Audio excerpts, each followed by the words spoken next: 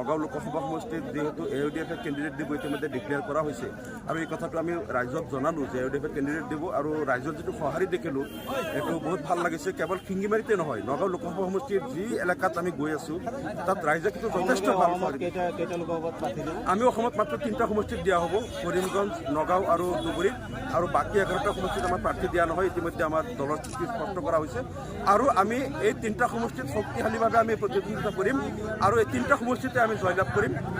2014 চনতো আমি 3জন সাংসদ পাইছিলোঁ, এইবাৰ আকৌ আমি 3জন সাংসদ পাম। আমাৰ দলৰ প্ৰথম আমাৰ নীতিটো যিটো হ'ল যে আমাৰ 3টা সমষ্টিত আমি প্ৰাৰ্থী দিম, বাকী 11টা সমষ্টিত বিজেপিক পৰাস্ত কৰাৰ স্বাৰ্থত মানে যাক সমৰ্থন দিলে বিজেপি পৰাস্ত হ'ব, আমাৰ ভোটাৰসকলক আমি সেই ৰাস্তা ল'বলৈ আমি আহ্বান জনাম। এতিয়া BTADৰ যে 2টা সমষ্টি আছে তাত যদি ইণ্ডিয়া এলায়েন্সৰ প্ৰাৰ্থী আমি দেখোঁ শক্তিশালী স্থিতিত আছে, বিজেপিক পৰাস্ত কৰিব পাৰিব, তেনেহ'লেতো আমাৰ ভোটাৰসকলক আহ্বান জনাম তেওঁক ভোট দিবলৈ। আৰু যদি দেখোঁ BPF শক্তিশালী স্থিতিত আছে, যে যাক সমৰ্থন কৰিলে বিজেপি পৰাস্ত হ'ব, আমাৰ ভোটাৰসকলক তাকেই সমৰ্থন কৰিবলৈ ক'ম। মুঠৰ ওপৰত বিজেপি পৰাস্ত হ'ব লাগে আৰু বিজেপিৰ বিৰোধী কোনোবা প্ৰাৰ্থী জয়ী হ'ব লাগে।